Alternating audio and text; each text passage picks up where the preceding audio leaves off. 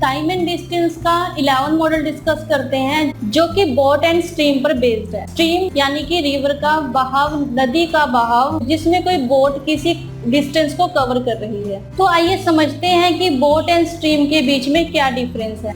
हमारे पास एक रिवर है जो स्पीड से जा रही है, जो कि है एस यानी कि स्पीड ऑफ द स्ट्रीम। ठीक है, इसे हम स्पीड ऑफ द करंट भी कहते हैं। तो यहाँ पर जो स्पीड ऑफ द स्ट्रीम है वह पानी का बहाव है। तो जिस स्पीड से पानी बहेगा वो है एस यानी कि स्पीड ऑफ द स्ट्रीम। तो अब इस रिवर में एक बोट है जो एक सर्टेन डिस्टेंस को कवर कर रही है। ठीक है, अब जब ये बोट किसी डिस्टेंस को कवर करेगी तो ये पॉसिबली दो डायरेक्शन में इसको कवर कर सकती है। पहला कि जो पानी का बहाव है उसके अगेंस्ट अगर वो मूव कर रही है तो उसको हम अपस्ट्रीम कहते हैं, और दूसरा अगर वो पानी के बहाव के साथ मूव कर रही है तो उसे हम डाउनस्ट्रीम कहते हैं। ठीक है, तो यहाँ पे टू डायरेक्शंस हुई, अपस्ट्रीम यानी कि अपोजिट टू द स्पीड और डाउनस्ट्रीम यानी कि same direction of the speed. तो हम इन टर्म को समझते हैं और इनकी इक्वेशंस को देख लेते हैं। ठीक है, हमारे पास है स्पीड ऑफ द स्ट्रीम और करंट, हमारे पास ये है एस और हमारे पास सेकंड है यहाँ पर speed of the boat in still water. अगर स्टिल वाटर में कोई बोट है तो उसको हम SB है हमारे पास वो। ठीक है, उसको हम SB से डिनोट कर रहे हैं यहाँ पे। Speed of the boat along with the stream या फिर डाउन स्ट्रीम, यानी कि जो बोट की स्पीड है स्ट्रीम के साथ वो होगी SG is equal to SB plus SS। यानी कि जब बोट की जो स्पीड है वो पानी के बहाव के साथ मूव कर रही है, सेम डायरेक्शन में मूव करेगी, तो हम इक्वेशन यूज करेंगे SD यानी कि speed of downstream is equal to speed of the boat plus speed of the stream.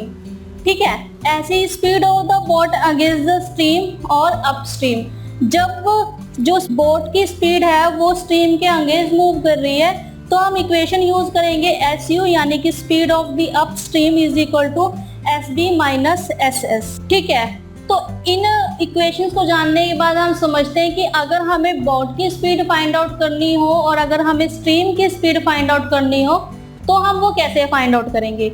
अब हमारे पास स्पीड ऑफ द बोट की स्पीड है यहाँ पे SD plus SU divide by 2 यानी कि down stream plus upstream divide by 2। ऐसे ही अगर हमें स्ट्रीम की स्पीड फाइंड आउट करनी हो तो down stream minus upstream divide by 2। ठीक है, तो इन इक्वेशन की हेल्प से आप इन्हें फाइंड आउट कर सकते हो। ऐसे ही मान लो कि अब इस बोट की जगह कोई पर्सन है जो रिवर में स्विमिंग कर रहा है, तो हम कैसे फाइंड आउट करेंगे। तो उस केस में भी इक्वेशन सेम रहेंगी, सिर्फ speed of the man in still water ये यहाँ पर चेंज हो जाएगा। अदरवाइज जो इक्वेशंस है तो ये सेम इक्वेशन वहां पर भी फॉलो होंगी। ठीक है, चाहे तो वो अपस्ट्रीम में स्विम कर रहा है और चाहे वो डाउनस्ट्रीम में स्विम कर रहा है, तो भी जो इक्वेशन है वो यहाँ पर सेम ही रहने वाली है। एक इम्पॉर्टेंट पॉइंट और, पिछले मॉडल में हमने पढ़ा था कि जब दो बॉडीज अपोजिट डायरेक्शन में मूव करती हैं तो हम उनकी स्पीड को ऐड करते हैं।